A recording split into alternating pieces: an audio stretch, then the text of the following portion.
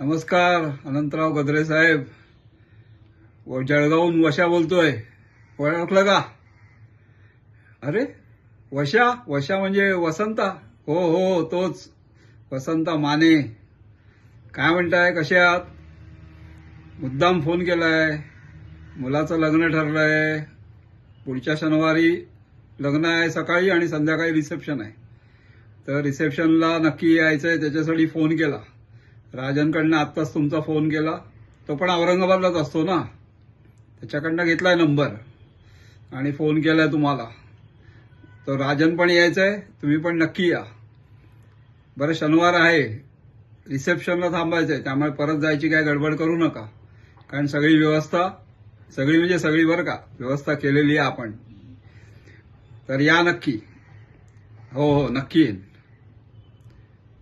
तर हा आमचा मित्र वसंता जगन्नाथ माने. जळगावला आम्ही बीकॉम झाल्यावरती दोघेही एकाच कंपनीत नोकरीला होतो.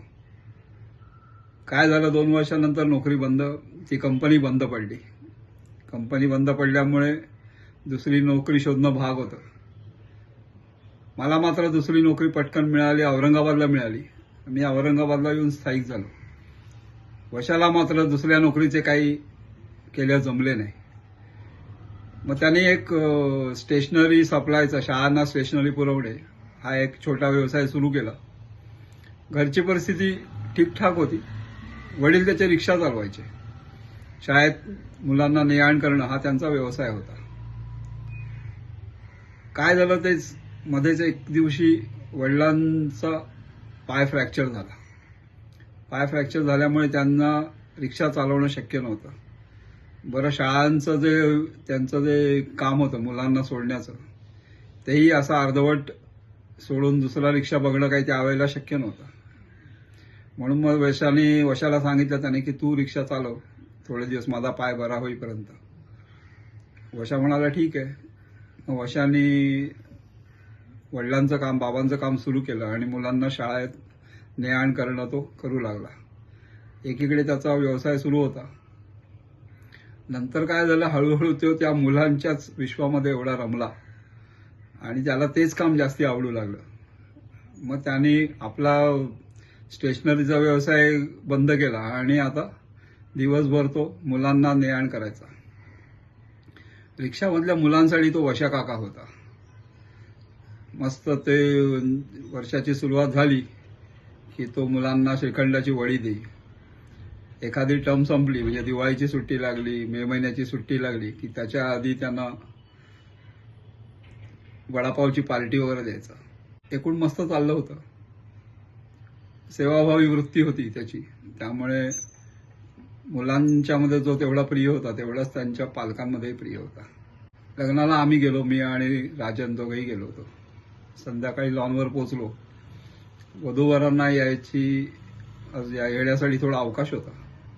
वशाची गळाभेट झाली, वहिनीला भेटलो, चौकशी झाली आणि इतक्यात अनाउन्समेंट झाली की वधूवर येत आहेत, त्यांच्या स्वागतासाठी तयार राहा. मग आजकालच्या प्रथेप्रमाणे मधल्या जो स्टेजवर जाणारा जो मार्ग होता त्याच्या दोन्ही बाजूला सगळेजण उभे राहिले आणि वशाच्या वधूवर, म्हणजे त्याच्या मुलाची आणि सुनेची स्वागताची वाट पाहू लागले. इतक्यात एक रिक्षा आतमध्ये आली आणि रिक्षा छान सजवलेली होती.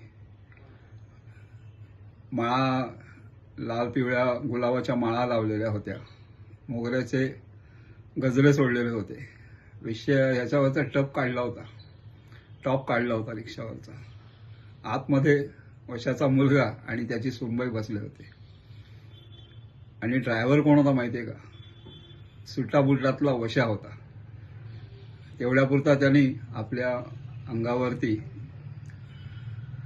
रिक्षाचा खाकी ड्रेस घातला होता, बिल्ला लावला होता, मीटर डाऊन केले होते आणि अशी ही रिक्षा आतमध्ये आली. सगळ्यांनी त्यांचं जोरदार स्वागत केलं. सांगायचं तर मित्रांनो, व्यवसाय कुठलाच कमी हा छोटा व मोठा नसतो. तो करणाऱ्यावरती अवलंबून असतो.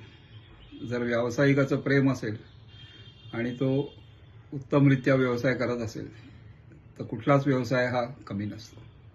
धन्यवाद.